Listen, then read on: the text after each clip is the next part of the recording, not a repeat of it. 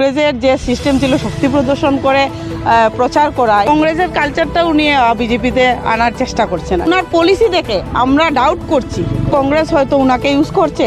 অনুরাধা দেবের শক্তি প্রদর্শনে বিস্ফোরক মন্তব্য বিজেপি রাজ্য পরিষদ সদস্য গীতন নাথের। দলের শৃঙ্খলা বনাম শক্তি প্রদর্শন, বিজেপির অন্দরে কি বাড়ছে মতবিরোধ। বড়খোলায় টিকিট ঘিরে কার ইশারায় বাইক র্যালি, কার অনুমতিতে জনসভা। আপনারা এই বিশাল জনসমাগম দেখে বুঝতেই পারছেন যে এখানে আমাকে ওনারা কিভাবে সাপোর্ট করছেন, আশীর্বাদ করছেন। সব প্রশ্ন তুলে শীর্ষ নেতৃত্বের হস্তক্ষেপ চাইলেন গীতন সহ দলের 10 জন টিকিট প্রত্যাশী ও দলের বিভিন্ন স্তরের কর্মীরা। তার দাবি, দলই ভালোভাবে জানে কার সঙ্গে জনগণের সম্পর্ক কেমন এবং কাকে টিকিট দিলে জয় নিশ্চিত হবে। দীর্ঘদিনের নিষ্ঠাবান কর্মী হিসেবে এবার দলের টিকিট পাওয়ার বিষয়ে আশাবাদী তিনি। এদিন গীতননাথ স্পষ্ট ভাষায় বলেন, বিজেপি একটি অনুশাসিত দল। দলের নির্দেশ ছাড়া কোনো কর্মী কোনো অনুষ্ঠান, শক্তি প্রদর্শন বা প্রচার করতে পারেন না।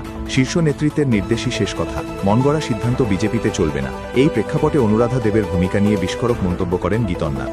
তার অভিযোগ, অনুরাধা দেব যেভাবে শক্তি প্রদর্শন করে বাইক র্যালি ও জনসভা করছেন তা বিজেপির আদর্শ ও নিয়মনীতির সম্পূর্ণ পরিপন্থী। তিনি বলেন, এই ধরনের কার্যকলাপে বিজেপির নয় বরং কংগ্রেসের নীতি ও সংস্কৃতি প্রকাশ্যে উঠে আসছে।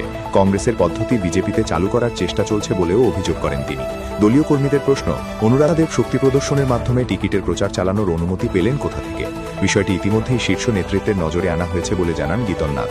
দল এই বিষয়টি গুরুত্ব সহকারে বিবেচনা করে শীঘ্রই প্রয়োজনীয় পদক্ষেপ নেবে, এমনই আশাবাদ ব্যক্ত করেছেন তিনি। সবশেষে গীতননাথের দৃঢ় দাবি, আগামী নির্বাচনে বারাক উপত্যকার 13টি বিধানসভা আসনের মধ্যে অন্তত 10টিতেই বিজেপি জয়ী হবে। দেখেন, দলের আদর্শ এবং নিয়ম নীতি ছাড়া বা দলের কোনো ইনস্ট্রাকশন ছাড়া আমরা দল বিরোধী কোনো কাজ করতে পারি না এবং দলের ইনস্ট্রাকশন ছাড়া তো কোনো ধরনের প্রোগ্রামই আমরা করতে পারি না। কারণ আমাদের দল অনুশাসনকৃত দল, হ্যাঁ, দলের প্রত্যেকটা কাজ আমরা দলের ইনস্ট্রাকশন নিয়েই করি এবং শীর্ষ নেতৃত্ব যে ইনস্ট্রাকশন আমাদেরকে দেন সেই ইনস্ট্রাকশন মতোই আমরা কাজ করে যাই। এর জন্য আমাদের মন মর্জি মতো আমরা কিচ্ছু করতে পারবো না। আজকে অনুরাধা দে বলুন বা ওনার সঙ্গে যারা কার্যকর্তারা রয়েছেন, আমার মনে হয় ওনারা দলের আদর্শ সম্পর্কে বা দলের নীতি সম্পর্কে এইসবের কিছু এখনও ওনাদের শিকার বাকি রয়েছে, যার জন্য তারা এরকম করতে পারছে। দল আমাদেরকে এটা বলেনি যে তুমি তোমার শক্তি প্রদর্শন করে টিকিটের জন্য প্রচার করবে, এইসব করবে। এরকম বললে ওনার থেকে আরও অনেক শক্তিশালী আমরা রয়েছি, তো আমরাও পারতাম, কিন্তু আমরা এটা করতে যাব না। কারণ কি, আমাদেরকে দল এরকম কোনো ইনস্ট্রাকশন দেয়নি। দেখেন, কংগ্রেসের যে সিস্টেম ছিল শক্তি প্রদর্শন করে প্রচার করা, এই নীতিটাই এখন আরম্ভ হয়েছে। বোঝা যাচ্ছে যেটা বিজেপিতে উনি করছেন, বাকি বিজেপির দলের সবাই করছেন এটা আমি বলবো না, কিন্তু উনি যেটা করছেন ওনার সিস্টেমটা কিছু কংগ্রেসি পদ্ধতিতে আসছে।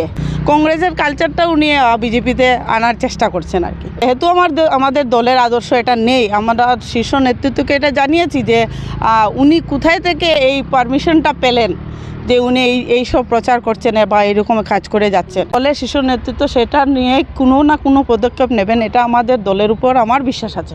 দলের ইনস্ট্রাকশন ছাড়া কোনো প্রতিনিধি এই ধরনের প্রচার কার্য করতে পারেন না। বা বাইক র্যালি করছেন, উনি টিকিট পেয়ে গেছেন, মনে হচ্ছে যেন দল ওনাকে টিকিট দিয়ে দিয়েছে, এইরকমের প্রচার, এটা তো আমাদের দলের আদর্শ নয়।